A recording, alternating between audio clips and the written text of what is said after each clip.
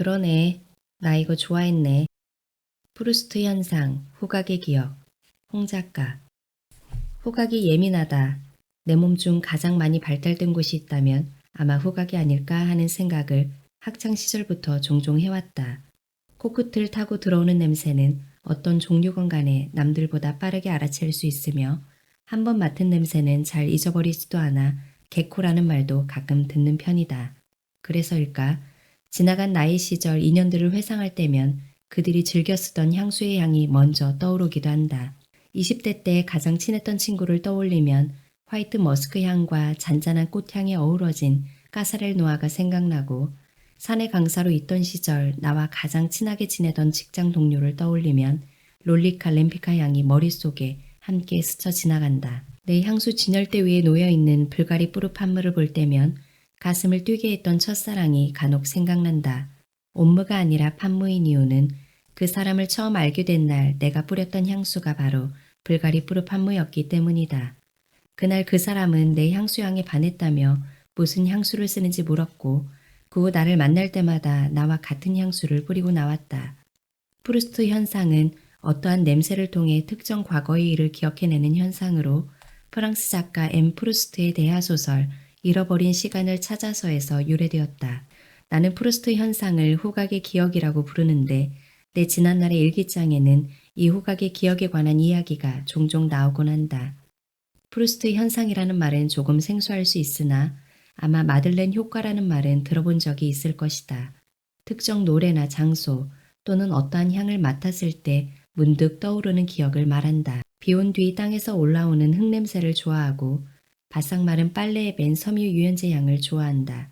원두 봉투를 오픈했을 때 푸욱 하고 올라오는 원두 향에 얼굴을 파묻는 것을 좋아하며, 젖비린내와 베이비로션 향이 적당히 섞인 젖먹이 아기들에게서만 나는 그 살냄새를 유독 사랑한다. 비누향 중에서는 특히 도브 브랜드가 좋고, 꽃피는 5월이면 차 창문 활짝 열고 달리며 폐 깊숙한 곳까지 아카시아 향을 들이밀어 넣는 것을 좋아한다. 그리고 겨울에는 석유 냄새가 은은하게 배어있는 난로 향이 난 참 좋다. 그런데 정말 신기한 건 이 모든 냄새에는 후각이 기억하는 장면이 담겨 있다. 어쩌면 그 향들이 좋은 데는 향 그 이상이 가진 메모리의 힘이 이유가 된 것은 아닐까? 나는 감정이 다운되어 있을 때 좋은 향을 맡으면 에너지가 올라간다. 그래서 내가 많이 머무는 공간인 집과 차, 그리고 회사 곳곳에 디퓨저와 향기 캔들이 비치되어 있다. 과거 호텔에서 근무할 당시 유독 힘이 들던 날이나 버거운 고객을 응대하는 날이면 퇴근길에 향수샵에 들려 좋은 향을 잔뜩 코에 담았다. 그리고 나에게 없는 새로운 향수를 하나씩 사곤 했는데, 그때부터 향수를 모으는 취미가 생겼다. 어떤 사람은 본인을 기억할 수 있는 단 하나의 향이 좋아 한 가지 향수만 고집한다고 하는데, 나는 그날의 기분, 그날의 옷 스타일, 그날의 날씨에 따라 늘 다른 향을 선호한다. 지금껏 내가 모은 향수는 50여 종이 넘는다. 이 중에는 이미 단종되어 브랜드 가치가 구매 금액의 10배가 넘는 것도 있고, 아직 한 번도 사용해보지 않은 것도 있다. 벌써 5번 이상을 재구매한 향수도 있는데 바로 랑방 에클라드 아르페주이다. 처음에는 그저 향이 좋다는 이유로 시작된 나의 향수 모으기는 시간이 지날수록 내 최애의 관심사가 되었다. 친구들에게 마니아로 불릴 만큼 향수 브랜드나 종류를 누구보다 많이 아는 사람이 되었고, 향수가 필요한 지인은 언제나 내게 조언을 구했다. 그래서 더 많이, 더 넓게 향수에 대해 공부했고, 이제는 적어도 내가 가진 50여 종의 향수만큼은 이름만으로도 충분히 향수의 향을 설명할 수 있다. 좋아하면 알고 싶고, 알게 되면 새로운 것들이 보이게 된다. 누군가 나에게 좋아하는 것의 정의를 내려보라고 한다면 나는 어떤 것을 제대로 알고 싶어지는 것이라고 이야기할 것 같다. 좋아하는 사람이 생기면 그 사람에 대해 자세히 알고 싶어지고, 좋아하는 취미가 있다면 그것을 더 잘하는 방법을 찾고 싶어 한다. 그게 바로 좋아한다는 증거다. 그래서 나는 내가 가장 좋아하는 것을 향기라고 꼽았다. 내 기분을 좋게 하고 후각의 기억을 더듬게 하며 더 많이 알고 싶게 만드는 것, 그것은 언제나 향기였다. 프루스트 현상, 당신의 후각은 어떤 것을 기억하고 있을까? 어쩔 수 없는 행복의 조건, 돈. 류 작가. 인간은 태어나면서부터 배움을 시작한다. 엄마 뱃속에 있을 때는 탯줄 하나로 가능했던 모든 것이 밖으로 나오는 순간 달라진다. 혼자 힘으로 숨을 쉬고 혼자 힘으로 젖 먹는 방법을 터득한다. 이렇듯 자연스레 스스로 살아갈 방법을 배우게 된다. 아기는 생존을 위한 배움이지만 성인은 성장을 위한 배움이 필요하다. 나는 배우는 것을 좋아한다. 물론 모든 분야에 다 관심이 있는 것은 아니다. 관심 없는 분야는 아예 알고 싶어 하지 않는다. 특히 기계 다루는 것은 나에게는 너무 어렵고 하기 싫은 일 중 하나이다. 예를 들면 최신 휴대폰 기기에 욕심이 없는 편인데 그 이유는 통화, 카톡, 카메라 이 세 개의 기능만 있으면 되기 때문이다. 요리하는 것도 그다지 배우고 싶지 않은 목록 중 하나이다. 신혼 시절 남편을 위해 매일같이 밥을 차려주고 두 아이 이유식도 손수 다 만들어 먹였다. 하지만 육아와 일을 병행하게 되면서 요리하는 시간이 점점 업무를 위해 투자하는 시간으로 대체되어 버렸다. 그 바람에 나는 서서히 요리와 멀어지게 되었지만 덕분에 딸의 요리 실력이 늘어나고 있다. 늦게 배운 도둑질이 무섭다고 했던가 뒤늦게 재테크에 관심이 생겼다. 대한민국 남녀노소 가리지 않고 주식의 붐이 일어나던 어느 해 나는 겁도 없이 주식에 발을 내딛게 되었다. 의심이 많았던 나는 처음에 소액으로 투자하기 시작했다. 나의 첫 수입은 3만 원이었다. 주린이라면 굳이 설명하지 않아도 그때의 기분을 잘 알 것이다. 가만히 있다가 치킨 한 마리 값을 번 셈이다. 한 종목을 사고 나니 다른 종목들이 내 눈을 사로잡았다. 그냥 지나칠 수가 없어서 고민하는 찰나에 나의 손가락은 이미 하나씩 매수 버튼을 누르고 있었다. 이게 바로 다이소라는 거구나. 어느새 나의 주식 화면창에는 갖가지 항목들이 주르륵 나열되어 있었다. 파란색과 빨간색이 번갈아가며 알록달록 색깔을 띠고 있었다. 원래도 빨간색을 좋아했던 나는 모든 항목을 빨갛게 물들이고 싶었다. 그때부터 공부하기 시작했다. 주식과 재테크에 관한 책들을 사모으며 모조리 읽었다. 소소하게 수익이 생길 때도 있었지만 항상 좋은 날만 있는 것은 아니었다. 주식시장 분위기가 갑자기 내려앉으면서 밑바닥까지 가는 마이너스를 보게 되었다. 눈물을 뒤로 한 채 원금의 10분의 1도 안 되는 금액으로 매도하는 주변인들도 있었지만 나는 끝까지 버텼다. 다시 원금을 회복하고 수익으로 올라섰다. 기다린 보람을 느끼는 순간이었다. 돈 버는 재미는 누구도 말릴 수 없다. 사실 돈이라는 것은 있다가도 없어지고 없다가도 다시 생기는 것이다. 나는 돈을 좋아한다. 정확히 말하자면 돈 모으는 것을 좋아한다. 이 책을 읽는 독자 중에서도 돈을 싫어하는 사람은 아무도 없을 것이다. 단지 각자 만족의 기준이 다를 뿐. 내가 저축하는 습관을 갖게 된 것은 초등학교 시절부터였다. 집에서 용돈을 받는 일은 가뭄에 콩나는 것보다 어려웠다. 어렵사리 받게 된 용돈은 그대로 다 쓸 수가 없었다. 나중 상황을 대비해서 아껴두어야 했기 때문이다. 그렇게 꼬깃꼬깃 1,000원짜리 지폐들을 책상 사이에 모으는 것이 저축의 첫 걸음이었다. 그런 습관들은 성인이 된 후에도 이어졌다. 아르바이트하며 받은 월급은 모조리 적금으로 철통방어했다. 과거의 저축 습관은 지금까지 나에게 큰 도움이 되고 있다. 그 덕분에 20대 젊은 나이에 아파트를 분양받아 내 집을 마련했다. 결혼 비용도 부모님께 손 벌리지 않고 그동안 모아둔 돈으로 해결했다. 예물, 예단, 신혼여행. 만만치 않았을 비용이 가능했던 이유는 일찍부터 결혼준비 자금을 따로 관리해두었기 때문이다. 불확실한 미래에 대한 불안감과 꼼꼼한 재정관리가 지금의 절약정신을 만들어냈다. 현금은 무조건 저금해 놓아라. 사고 싶은 물건이 있으면 꿈에 3번 이상 나오는지 확인하고 사라. 가까운 사이일수록 돈 거래는 확실히 해라. 이것이 나만의 소비 철칙이다. 생각해보면 학창시절부터 충동구매에 관심이 없었다. 누구나 하나쯤 가지고 있을 법한 브랜드도 나에겐 관심 밖이었다. 그 돈으로 사치를 부리느니 차라리 저금하는 편이 낫다고 생각했다. 나의 경제관념을 그대로 물려받은 우리 아들은 돈 관리를 똑부러지게 하고 있다. 초등학교 입학하기 전부터 할아버지에게 용돈을 받으면 수첩에 꼼꼼히 기록하곤 했는데 그 모습이 참 기특하다. 용돈을 체크카드에 넣어주면 카드보다 남은 돈을 직접 눈으로 확인할 수 있는 현금이 좋다고 할 만큼 나이에 비해 돈 관리가 야무진 녀석이다. 돈을 좋아한다고 모두 속물이라고 생각하면 큰 오산이다. 돈이 행복의 필수 조건은 아니지만 어쩔 수 없는 전제 조건이 되기도 한다. 돈은 어떻게 버느냐보다 어떻게 쓰느냐가 중요하고 얼마나 버느냐보다 얼마나 관리를 잘하는지가 중요하다. 허튼 곳에 낭비하지 않고 정말 필요한 곳에 나의 돈이 사용되길 바라는 마음이다. 그래서 오늘도 나는 열심히 일한다. 내가 좋아하는 돈을 벌기 위해. 그때 그 계절이 주는 행복감. 이 작가. 좋아하는 것에 대한 기억을 꺼내어 보고 추억을 생각하는 것만으로도 삶에 대한 애정이 샘솟는 느낌이다. 특히 계절의 변화는 매번 기대되고 지나고 보면 추억으로 남아있다. 내가 가장 좋아하는 계절은 가을이다. 땀을 식혀주는 시원한 바람도 좋고 아이스크림 하나 사들고 변해가는 나뭇잎을 보며 걸어보는 그 시간도 참 편안하다. 이러한 날들이 오래가면 좋을 텐데 무더운 여름 속에 기다렸던 마음도 잠시 가을은 너무 빠르게 지나가 버린다. 여름이 끝날 무렵 친구들과 맥주 한 잔을 시원하게 마셨다. 하지만 평소와 다르게 맥주잔이 유독 차가웠고 한여름에 땀 흘리며 정신없이 목을 축이던 그때의 온도와 다름을 느꼈다. 돌아오는 길 한풀 꺾인 더위를 실감하며 진짜 가을이 오고 있음을 알 수 있었다. 부푼 가슴으로 집에 돌아와 유튜브 채널을 이리저리 돌려가며 가을에 떠날 여행지를 검색했다. 그때 문득 작년 단양 여행이 떠올랐다. 특히 만천하 스카이워크에 섰을 때 보였던 남한강의 풍경은 아름다움 그 자체였다. 나는 엄두도 내지 못했지만 짚라인을 타고 내려오던 가족들의 모습을 생각하니 지금도 미소가 지어진다. 그 시기도 가을이 시작될 무렵이었던 것 같다.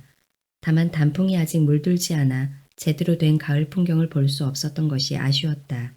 마침 그때가 떠올라 단양으로 여행지를 결정했고 휴대전화 달력을 보며 가장 좋은 가을 풍경을 볼 수 있는 날짜를 고민했다.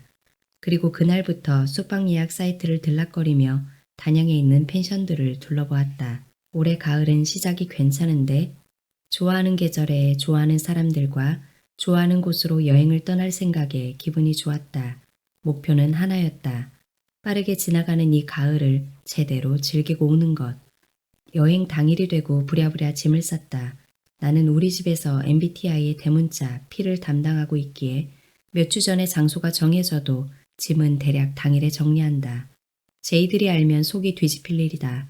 역시나 아침부터 바쁠 수밖에 없었고 시간이 촉박한 탓에 신랑에게 불평을 털어놓으며 입을 꾹 닫고 출발하게 되었다. 하지만 출발과 동시에 이미 고속도로에서부터 느껴지는 계절의 변화에 어느새 다운되었던 기분은 올라가고 있었다. 아침부터 투정을 부려 괜히 미안했다. 역시 가을의 완성은 마음의 변화다. 마음의 여유가 생기니 지금의 상황도 왠지 모르게 편안하게 느껴졌다. 어느새 나뭇잎들은 빨갛게 노랗게 물들어 있었고 도착 후 멋진 풍경을 보고 있으니 행복하다는 감탄이 절로 나왔다. 사진에 담을 수도 없을 만큼 아름다운 자연 경관이었다. 문득 엄마가 했던 이야기가 생각났다. 함께 여행하던 중 엄마에게 하늘에 있는 구름이 너무 예쁘다고 했더니 엄마는 나이가 먹은 후에야 그런 것이 눈에 들어왔다는 것이다. 그동안 꽃이 피고 지는 것도 제대로 보지 못하고 세월을 보냈다고 하셨다. 하루 24시간을 꽉 채워 열심히 살아오신 엄마라 그럴 수도 있겠다는 생각이 들었다. 하지만 지금의 엄마 아빠는 누구보다 여행을 좋아하신다. 꽃사진, 바다사진, 엄마 아빠의 웃는 사진을 가족 대화방에 올리며 신나게 자랑도 하신다.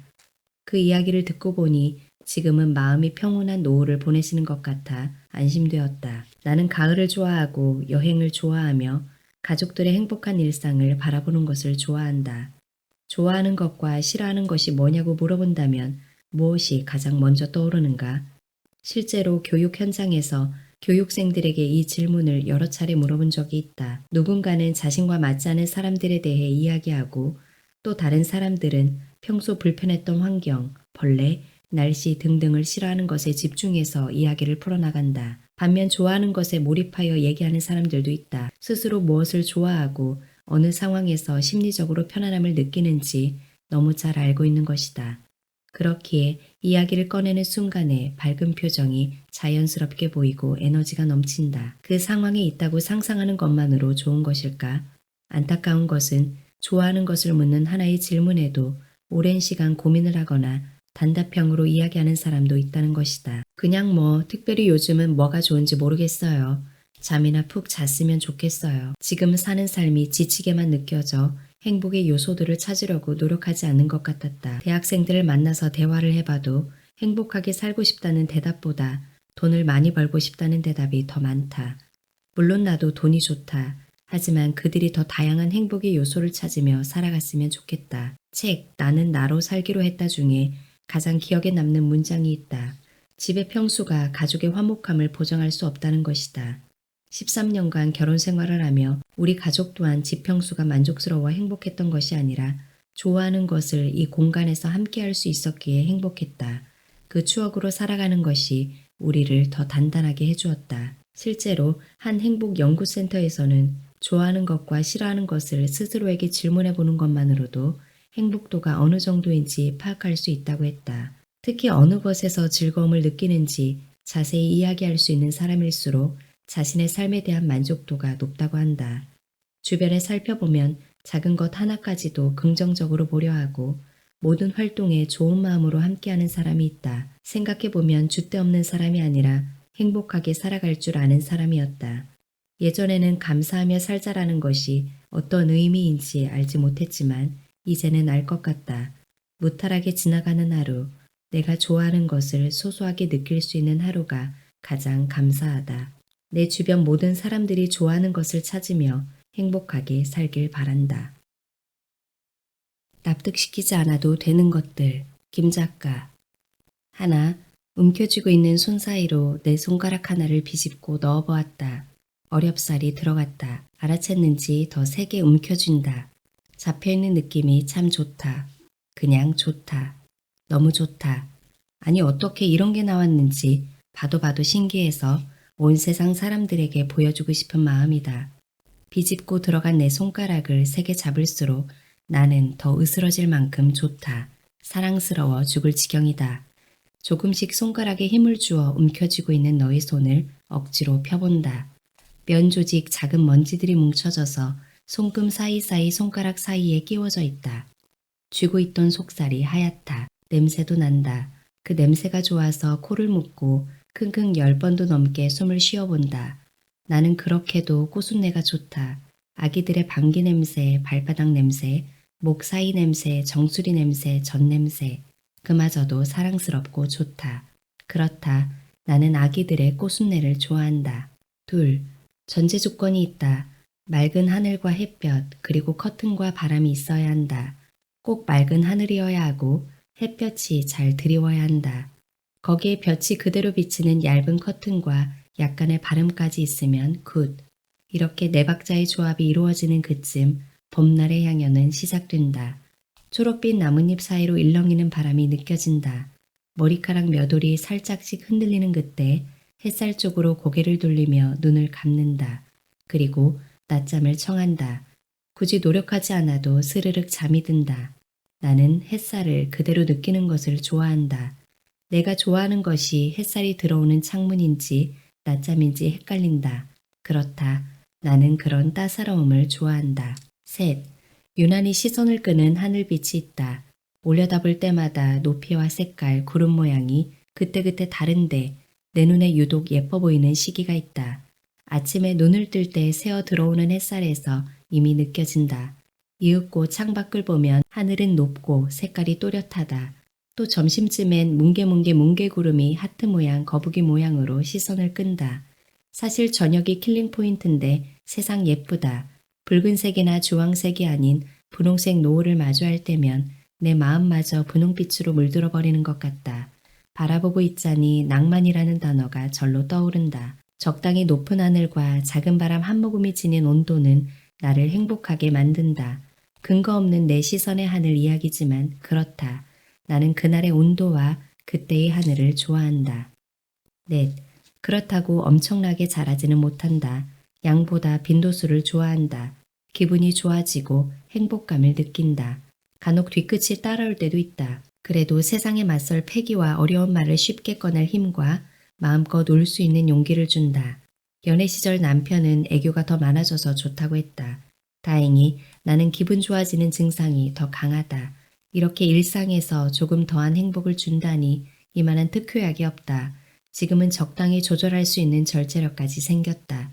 주말에만 즐기는 딱 기분 좋은 만큼이다. 그래서 난 오늘도 주말을 기다린다. 내가 그렇게도 좋아하는 한 잔을 위해서. 그렇다. 나는 술을 좋아한다. 5. 보통 스트레스를 어떻게 해소하시나요? 스트레스가 큰 순간엔 유난히 시간은 더디게 흐르고 그 시간은 견디기 힘들다. 그래서 며칠이 훌쩍 지나가길 바라거나 정신없이 다른 일을 하면서 그 생각을 잊기 위해 갖은 노력을 한다. 해결되지 않는 일들에 얽매이지 않기 위해서 내가 하는 것이 있다. 바로 눈 감고 잠자기. 그렇게 하면 생각을 잇는 복잡한 머릿속이 멈추고 그 순간만큼은 실시간으로 진행되는 스트레스가 잠시 멈춘 듯 느껴지기 때문이다. 잠자고 일어나면 시간이라도 흘러있으니 위로되더라. 그래서 스트레스가 많은 날이면 일부러 잠을 더 잔다. 평소에도 7시간 이상 자는 것을 추구한다. 그렇다. 나는 잠든 시간을 좋아한다. 6. 삼남매가 많이 자랐다. 9살, 7살, 6살. 밥을 떠먹여 줘야 했던 육체적 힘든 시기는 지났지만 우리 집은 언제나 시끄럽다.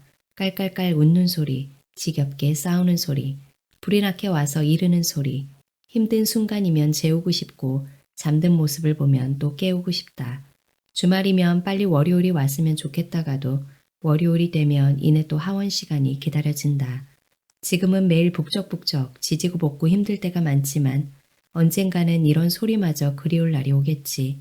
셋이 나란히 잠들어 있는 모습이 사랑스러워 아이들의 볼이며 귓볼이며 콧망울이며 눈썹, 눈, 입술까지 하염없이 쓰다듬어 본다. 그렇다. 나는 삼남매의 잠든 모습을 좋아한다. 7. 생각만 해도 떨린다.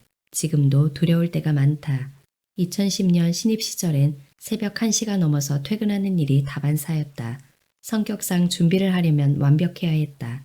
내가 먼저 이해해야 했고 내가 먼저 납득할 수 있어야 했다. 그렇기에 그 과정이 늘 쉽지 않다. 하지만 준비를 거쳐 결국 해내고 나면 기분이 그렇게 좋을 수 없다. 뿌듯하고 대견하다. 무엇보단 준비한 것 이상으로 발휘되는 날이 더 많다. 나의 무대가 시작되면 최면에 걸린 것처럼 해나간다. 첫 인사를 시작할 때, 서로 소통이 잘 될 때, 긍정적 피드백을 들을 때 느껴지는 희열이 너무 좋다.